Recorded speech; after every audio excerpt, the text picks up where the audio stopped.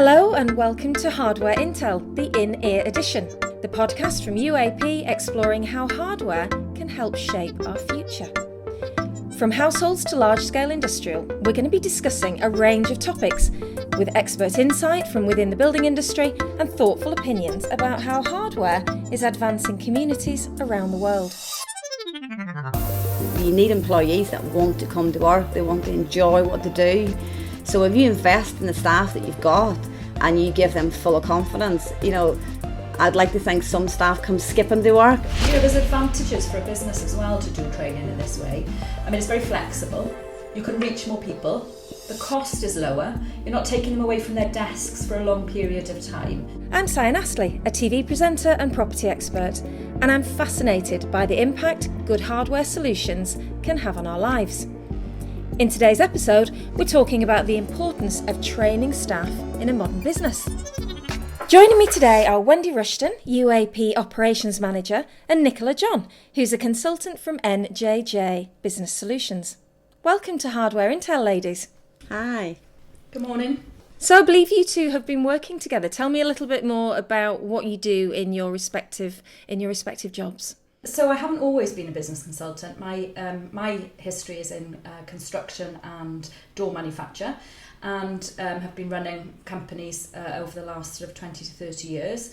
But alongside that, I've been doing a lot of training and development of my own staff.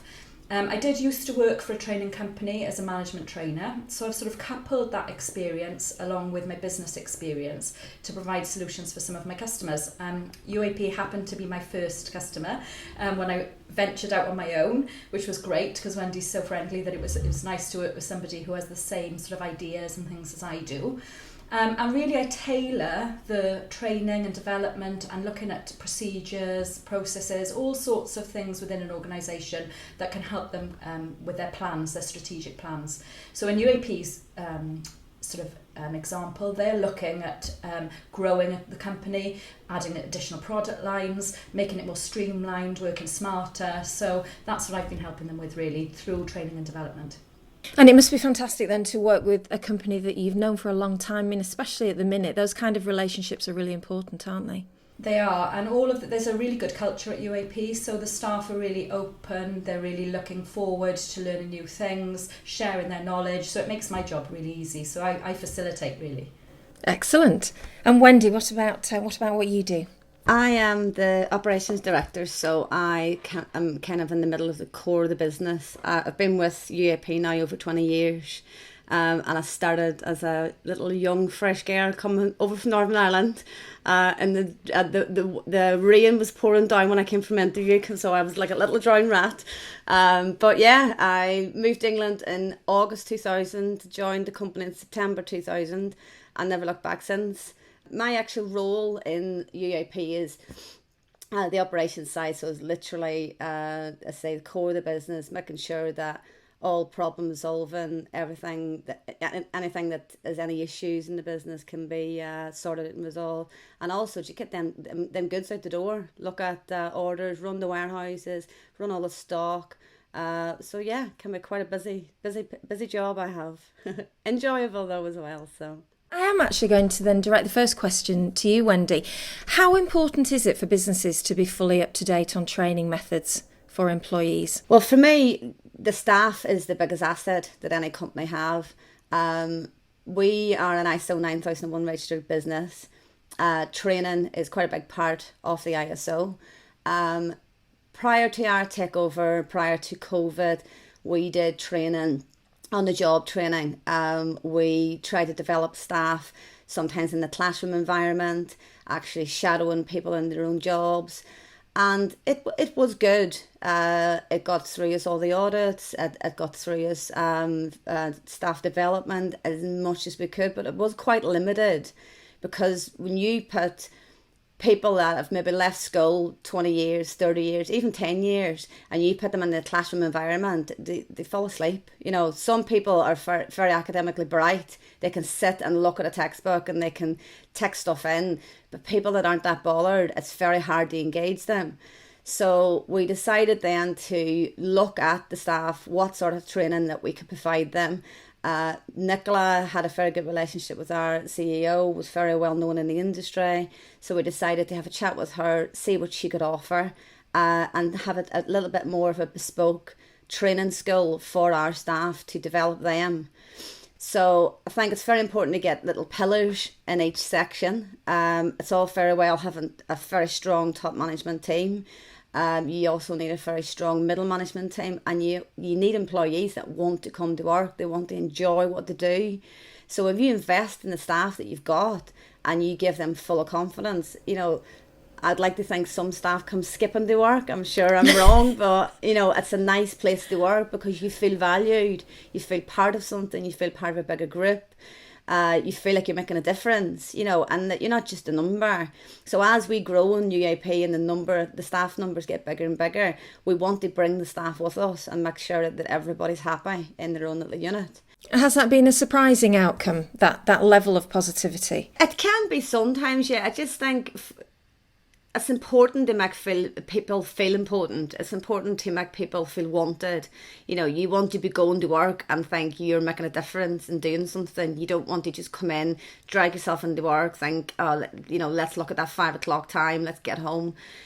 We recently changed our working hours and operations because we listened to the staff and they said, well, some of them would rather get early first thing. So some people would like to work late, to accommodate personal life and stuff like that. But for me, if you have a staff member who's fully confident, fully trained, knows exactly what they're doing, they then are looking at everybody else and thinking, can I show you what I know? This is how you do this is how you do that. If you've got staff that they don't understand what they're doing, they don't have any direction, they don't know what the management want, they don't know what the company focus is, then they lose interest in the business, then they're not caring about what they do, they're not doing the job to the full potential, and that's where you start getting problems. If you bring and build a team of people together and you make everybody feel important, that they're making a difference, it makes it a much more enjoyable place to work. That high level of staff morale that has come from you implementing this training programme, that must surely help with staff retention, does it? 100%, yeah, 100%. People want to stay, because I think if you speak to anybody, everybody looks into the future and think, what am I doing with my life? What am I doing with my career? Some people are career minded, some people want to get promotions, some people want to go higher and higher, some people are quite happy to come to work, do your job and go home. You still want to do the best of your ability. I don't know anybody, certainly, that works in UIP that just want to come in and just do the bare minimum because they care about the company, they care, in operations, they care about me, they care about that I have to answer to the rest of the board, I've got targets to meet, they want to help me because I've got that personal relationship with them. The same as the other directors will be all the same with their own individual teams. So yeah, definitely I think if you respect other people, then they'll respect you back. And if they want to come to work and enjoy what they do and they feel they're being looked after, then of course they're going to want to stay, and they're not a number, are they, at that point then?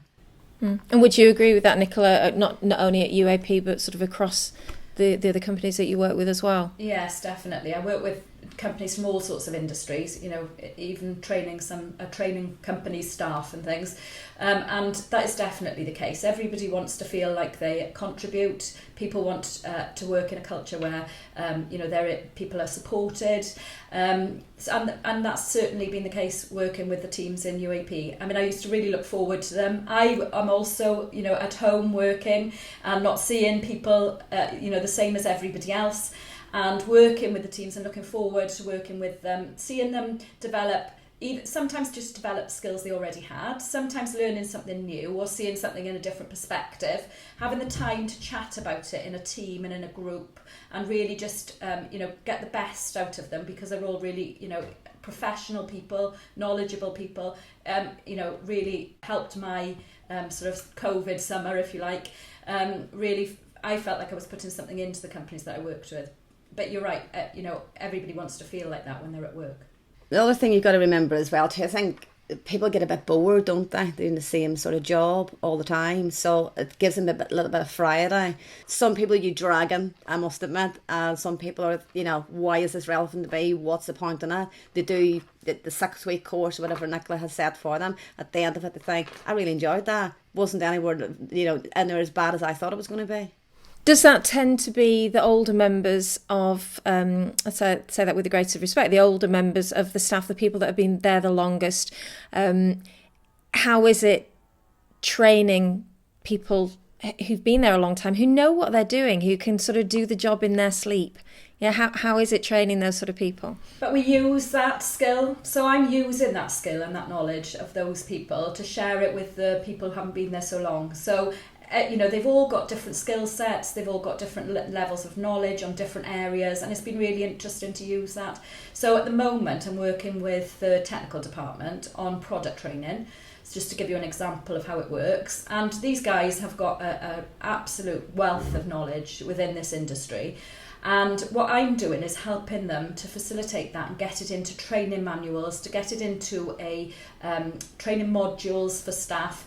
We're developing it in different ways, so the warehouse staff will see a different module to maybe the internal or external sales staff, but yet everybody across the board will have product training in different ways. And that's not just about UAP's products. We're looking at their clients' product so that they've got a greater knowledge of who they're selling to, why they're selling that product, why is it important in that industry. If they were selling a fire product, what happens in fire door testing, what happens with legislation. So we're really opening out what you would traditionally just teach them, maybe what you think they need to know. But instead of that, we're giving a wealth of knowledge in different ways. I'm a massive fan of visual management. So, in the warehouse, we're going to be putting up a lot of visual management tools to aid them picking and packing their products. If you were looking at external sales, they might want more legislation and things that will help their clients. So what we're doing really for the autumn is we've come up with a suite of products that are specific to UAP, training modules, and then all the staff will get individual training in different ways. So using those older members of staff that they might be quite young, but they've been there a long time, like Wendy's been there a long time, utilising the technical guys, some of them are more mature than others, and using their skills, and I really facilitate it and get it, and drive the programme and get them to put those things together so that the knowledge share within the company is much better, and that's working really well. So as you've been running these sessions, what have you learnt about your staff? What are the sort of things that you've learnt? Quite a lot of interesting things, to be honest. I think sometimes, like, if you go into, you look at top management and you go into a board meeting and you're all suited and booted, you go in around a board table and you put your presentation forward that you prepared the night before, and you're all, you're totally confident, and people look at you and think, oh yeah, they definitely know what they're doing. Sometimes underneath that, you're not as confident as you make out. So when you break that down, it actually was quite surprising that I don't really call anybody a weak person, but you have people that need a little bit more mentoring than other people. There's people that fly off the seat of their pants and just get on with it, and they don't need any reassurance or anything. But then sometimes they might be weak in another area, but they would never admit that. So sort of breaking it down, it's allowed us to sort of focus on the training. Initially, Nicola did the training, and it was literal training. The more we broke into the staff, then we realised then some of this is mentoring. So we had some people in key positions that in the forefront, they were like, yeah, I bang, bang, bang, I can do this, I can do that. But then maybe personally had a few issues that they just needed to talk about. They needed to get them out of the system. Probably you didn't want to talk to your director about it because you didn't want it to affect your job. So Nicola almost became a little bit of a counsel that, you can sit and talk to someone, in a professional way, almost. I'm not saying Nicola's a counsellor, but, from an outside point of view, that you can talk to someone and you can relieve that pressure. And then Nicola could then give them not answers back as such, but an example of how she would deal with it and why, because of her previous jobs and previous experience. So yeah, it's been a really, really good insight. This sort of training and these sort of sessions, Are these something that you would have been running with UAP regardless of COVID, or has COVID given you more of time and scope to do that? It's definitely the method that I choose. I'm very much a let's work together, not I'm sort of teaching you something. I learn every day. When I'm with them, it's increasing my knowledge. So that's definitely the way that I work. And when I first met with Wendy and David and we looked at the concept and the ideas that he had, it's very much what I how I work. And I think what we've been fortunate because I've had their undivided attention through when they're not being at work, but they're able to train. It's also been a distraction for them to do something different, and maybe we would have taken longer during year one to do some of the things that I've wanted to do, but I was able to have more time with people, which was great, and learn more about people, so it was really good. During the lockdown, this is my question here, during lockdown, because we're all thinking about that, aren't we? You encouraged employees to learn different things through the UAP training schemes. How was that received? So did some staff expect to just be able to kick back, or did they expect to get enhanced training?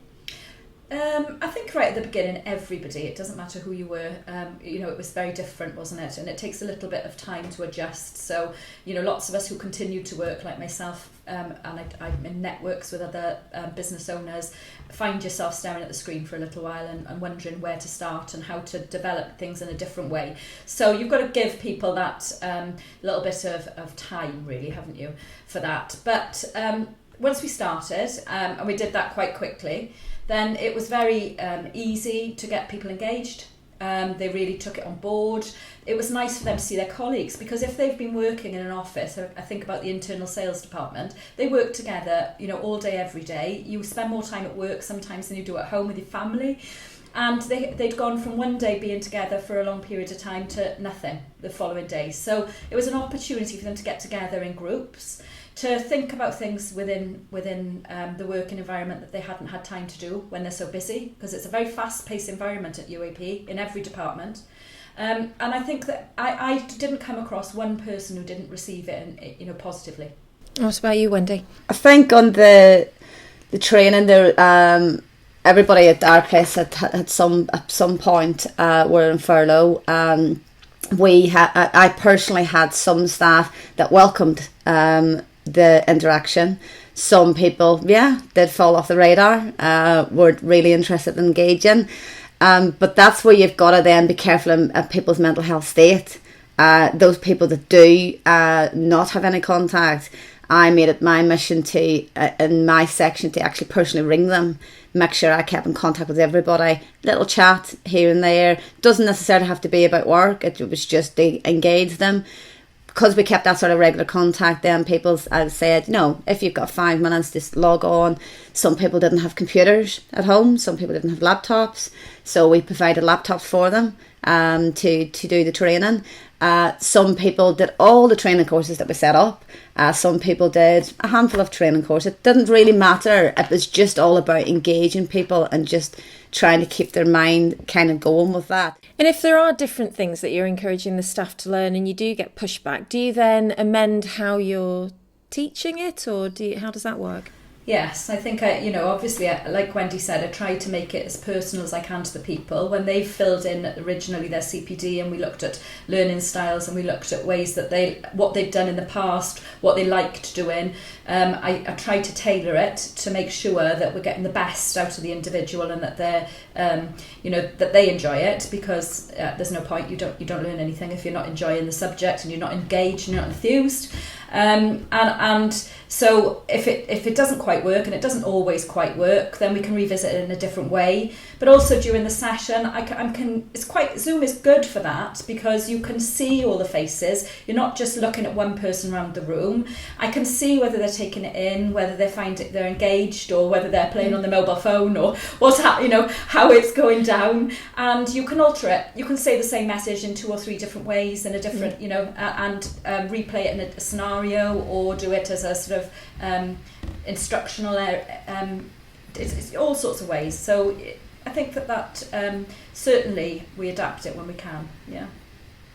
And it's a more personal touch then. It's a more personal touch then, because I think a lot a lot of companies that I've been involved in can very much go, right, we'll do a platform, there's a load of training videos, we'll go and watch them and tick off and that's it. But people, they don't really engage in that. So sort of doing that personal touch that you can see people. You're not only looking after the welfare and mental state of that person, you're also bringing them into a group. Which Zoom is new to everybody. When we in top management started doing our management meetings on Zoom, it was like, oh, this is weird, So for everybody had to adjust. The whole world's different now, isn't it? And the whole way we look at things is different.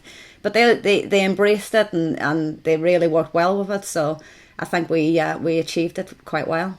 I was going to ask, do you think that the Zoom training sessions were actually quite a nice distraction from what was going on in the wider world? When you bombarded with negative definitely news? Yeah, definitely. I think it sort of takes you out of the worry. That one of the biggest things with COVID is fear. People are scared. People are scared of, first of all, their health, their loved ones, their family, their mum and dads and their children. They're feared of going out to the supermarket. They are feared of money. Money's a big thing. They're feared of losing their job. They're feared of not doing the right thing. So fear is a very, very big thing. And I think we try to embrace that as much as we could.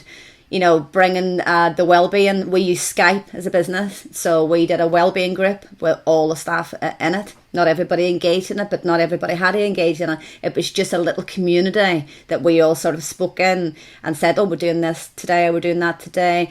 Marketing led that.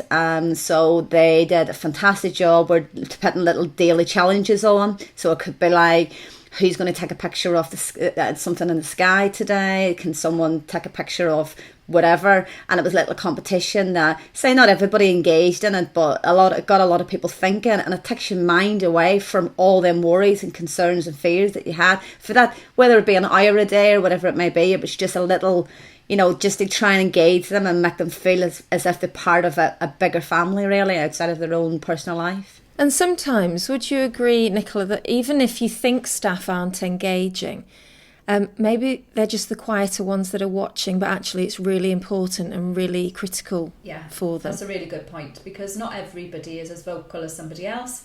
And sometimes you can see that people are taking it on board. And after sessions, I might get a personal message from somebody saying, oh, I really enjoyed that, when they might not have contributed as much as somebody sitting next to them, but they certainly got a lot out of it. And maybe that had led, some of the time, that led to individual mentoring. So we might have been looking at, a particular area of their work that they'd like to improve, or just to discuss how things were going in their department and any ideas. Loads of people had really creative ideas of what they'd like to do and how they'd like to, when they got back to work, what they'd like to implement. And really that led sometimes to that one-to-one mentoring that Wendy talked about earlier on, which was quite important, I think.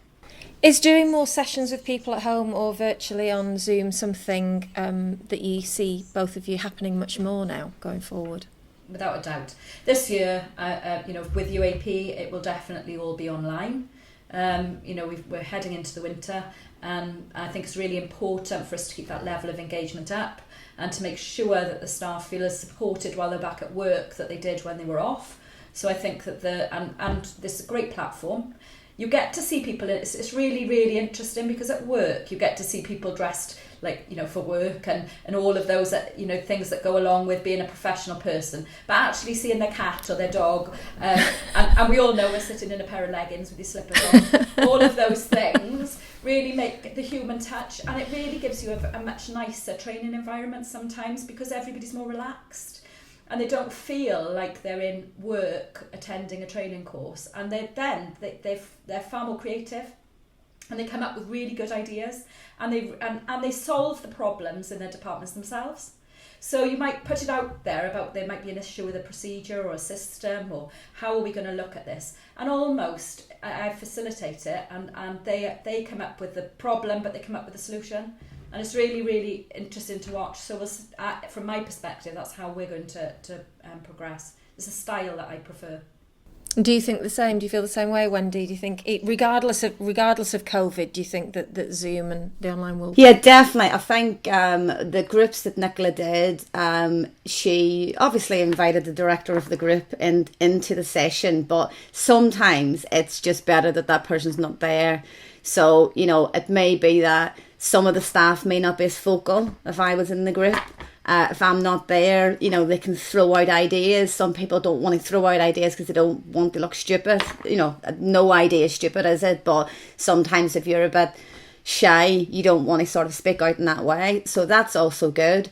Outside of COVID, definitely, COVID's going to be around for a very, very long time, in my personal opinion. So I think we all have to adapt the way we currently work. We are, as a business, trying to bring people back to the work environment 1 or 2 days a week. So online methods are definitely going to be about. It's also a good chance to kind of, certainly in operations, get people from the warehouse, stop what you're doing, just sit in an office or in front of a computer and try and do a little bit of training on one-to-one, rather than sort of, it's very much face-to-face. We used to always say when we go to China and see the suppliers, you get a lot more resolved face-to-face. Doing Zoom is exactly the same. You can see people's reaction. You telephone someone and you can't see what they're thinking because you can see people's reactions, and it's just exact same as being in a room. So for me, it's no different. If anything, as Nicola says, when people are in their own home environment, they're probably a little bit more relaxed with their fluffy slippers underneath the table, and they're just relaxed with a cup of tea behind the screen and stuff, So it's a nicer environment, I think, and it puts people a lot more at ease, and they then can embrace the training a lot easier than actually being in maybe a boardroom environment when you're not used to sort of being around people that you don't usually work with. You bounce off people a lot easier. So yeah, it's definitely the way forward. There's advantages for a business as well to do training in this way. I mean, it's very flexible. You can reach more people. The cost is lower. You're not taking them away from their desks for a long period of time. So that although the disadvantages of face-to-face and maybe interaction with actual people around a table is not there, you certainly have got lots of advantages for a business in order to develop your staff in this way. And it's not, and we look for specific training courses if somebody needs to do something. This is blended learning, really, where we're doing things alongside those traditional methods that you might need for health and safety, for other elements of legislation and training. But this blended learning lends itself quite well to things like a digital platform, because then the employees can do it at the end of the day. They can do it in their lunch hour. I can take people from different departments at different times, whereas logistically that would be a nightmare for a business. Now it isn't. So I think we can use it to our advantage, and it plays well to the sort of blended learning that we're trying to do. Thank you so much, ladies. I've really, really enjoyed hearing about how you've been so positive with the staff training during what's been a really difficult time for many businesses. So thank you very much. That's all for this episode of the Hardware Intel podcast. Thank you to our guest Wendy Rushton from UAP and also Nicola John from NJJ Business Solutions. Don't forget to subscribe, and we'll see you next time.